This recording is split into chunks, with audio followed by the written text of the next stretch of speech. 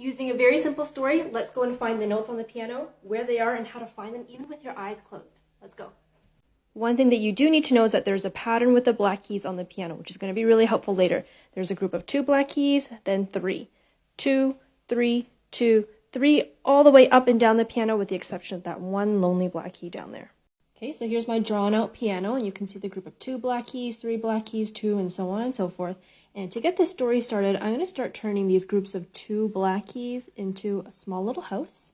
And I'm going to do the same thing with the 3 black keys over here. It's going to be a bigger house. Because this house is for the humans, so I'm going to draw some windows, maybe a little chimney. Drawing's not my best because I'm a musician. And here's the story. So this family here has a bunch of pets. We're going to take this small house here. This is actually a dog house for the dog whose name is Fido. And what lives in a dog house? Well, the dog for D. So the dog, D, is going to go here. And this family also has a pet elephant, but an elephant can't fit in the dog house, so the elephant's going to go outside. So here's E for elephant. This family also has a pet cat, but as we know, cats and dogs don't really get along, so the cat is going to live outside of the dog house as well. Here is C. So let's go into the human's house now. We've got the front of the house right here. So maybe I can draw some stairs that lead into the front of the house. F for front.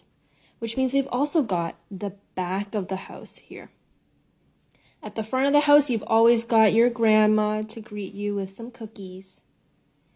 And right next to grandma, we also have our aunt, who's up near the back of the house to maybe plant some vegetables or something. So there you go. You've got C, D, E, F, G, A, B, just like the English alphabet. And then we've got our neighbors who happen to also have a pet dog who lives inside the doghouse with a cat and an elephant. And as we continue along the keyboard, this pattern is going to repeat. So how do we find all these letters with our eyes closed? Well, remember how I said these groups of 2 or 3 black keys are going to be helpful because they let us feel around to find where our notes are. For example, maybe I'm sight reading something and I don't have time to look up and down and up and down. Well, I can always feel around. I can feel, oh, there's a big gap here.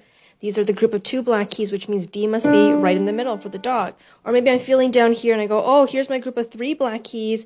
A must be right in between here because the aunt is near the back of the house. So being able to feel around for these black keys is not only important to getting to know your instrument, but what I really like about this story method is that it helps you kind of relate which notes are beside and where they are on the piano instead of always having to count A, B, C, D, E. Oh, here's E.